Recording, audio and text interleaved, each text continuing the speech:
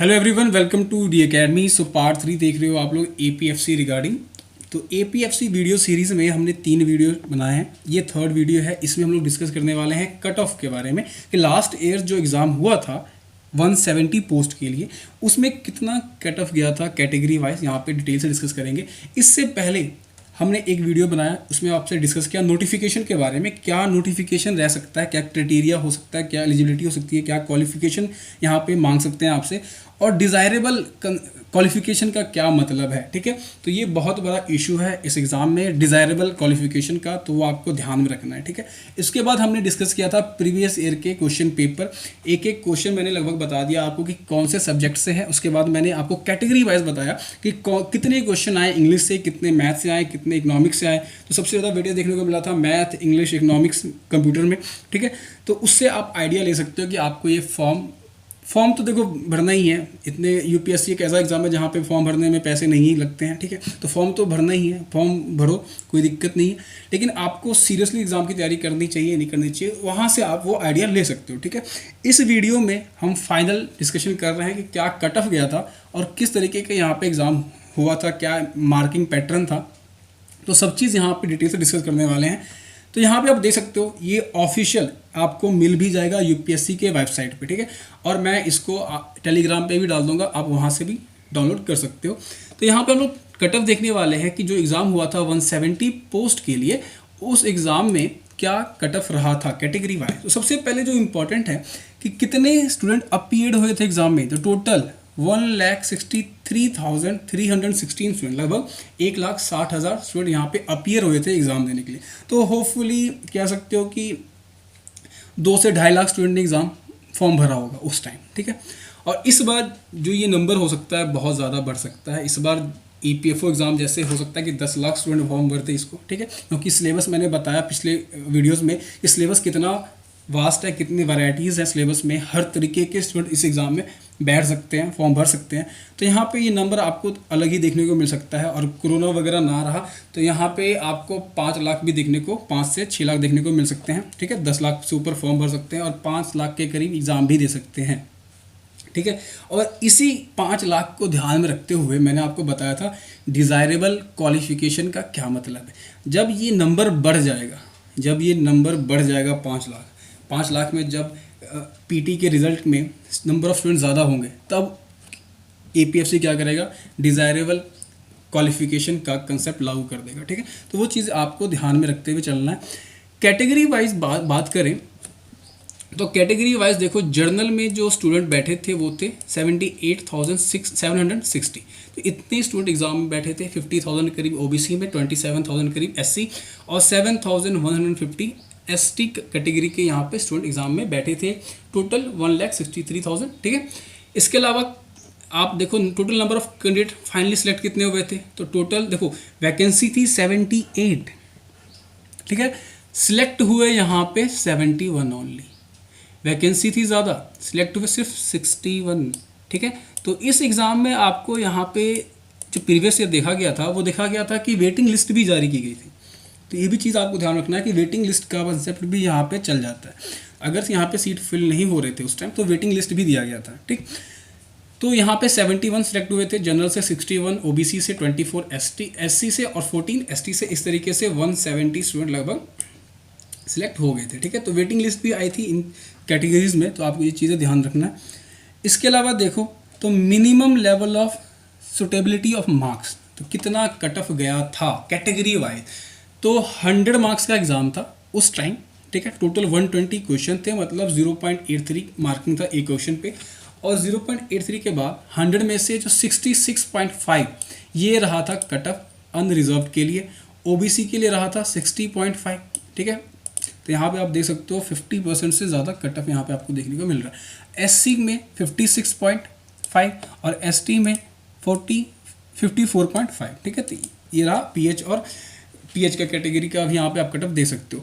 Interview का जो cut off रहा था वो रहा था अनरिजर्व के लिए 50, ओबीसी के लिए 45 और एससी एसटी के लिए 40। ठीक है, तो यहाँ पे आप देख सकते हो कि एवरेज मार्क्स मिले हैं इंटरव्यू में 100 में से 50।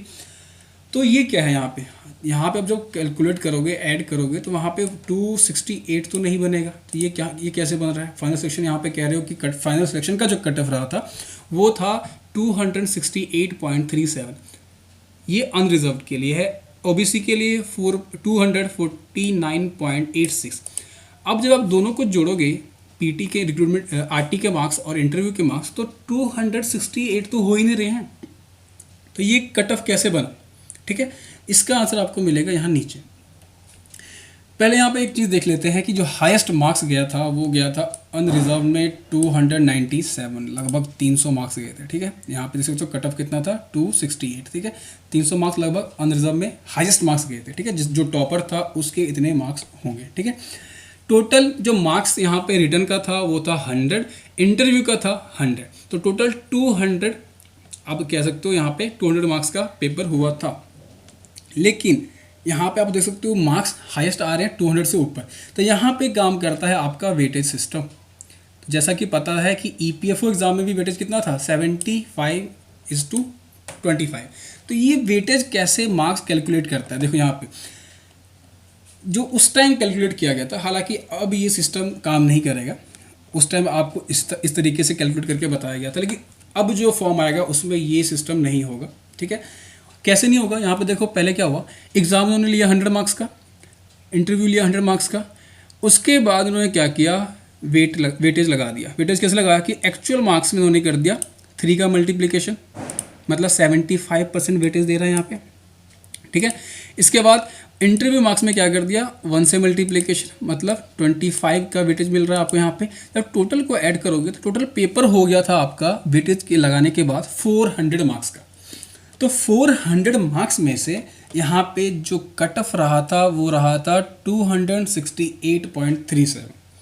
ठीक है, 400 में से 268.37, 50% से ज़्यादा यहाँ पे कट ऑफ है। ठीक है, ये बात आपको ध्यान रखना है।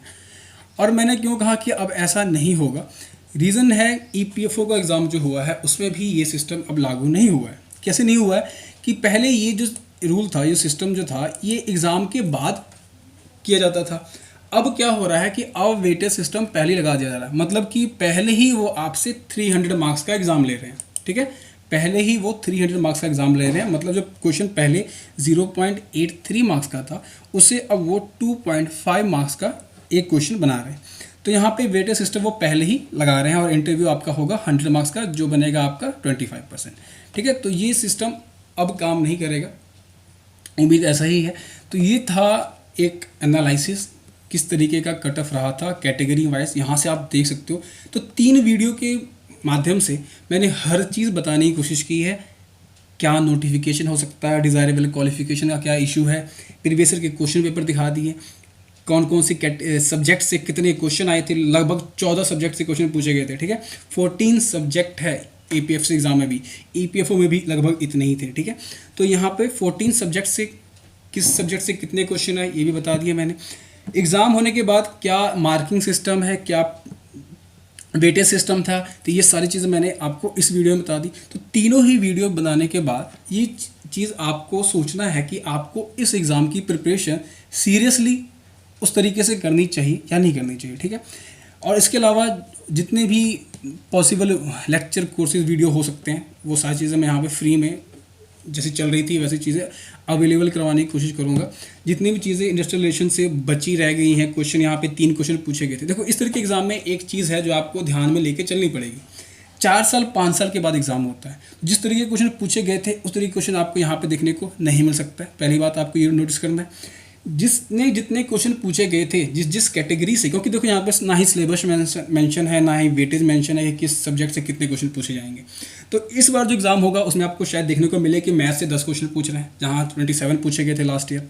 इसके अलावा इंडस्ट्रियल रिलेशन से, अकाउंटिंग से ज़्यादा क्वेश्चन पूछ रहे इस बार हो सकता है। ठीक है, क्योंकि ईपीएफओ एग्ज़ाम में यही हुआ है, तो ऐसा भी हो सकता है। तो बहुत सारी चीज़ें यहाँ पर काम करती हैं। तो इस वजह से आप ऐसा ना हो कि आप जिस एग्ज़ाम की तैयारी कर रहे थे, ठीक है, उस एग्ज़ाम से आप ट्रैक चेंज कर लो। ठीक है, इन चीज़ों को ध्यान रखते हुए आपको एग्ज़ाम की तैयारी करनी है। ठीक है, इसके अलावा जितने भी वीडियोस, जितने भी लेक्चर कोर्सेज हो सकते हैं मैं यहाँ पे आपके लिए लेके आऊँगा फ्री ऑफ कॉस्ट। ठीक है, इसमें कहने की बात नहीं है। तो ये था एक एनालिसिस कट ऑफ का। होप कि आपको ये वीडियो हेल्पफुल रही हो, आप इससे कुछ सीख सकते हो, कुछ एनालाइज कर सकते हो अपने एपीएफसी एग्ज़ाम के रिगार्डिंग। ठीक है, एग्ज़ाम में बहुत टाइम है, तो आप अभी से टेंशन ना लें। मैं कहूँगा जो भी एग्ज़ाम की तैयारी कर रहे हैं आप उसकी तैयारी भी करें। तो ये था आज का वीडियो। तब तक के लिए ख्याल रखिए, स्वस्थ रहिए। Thank you.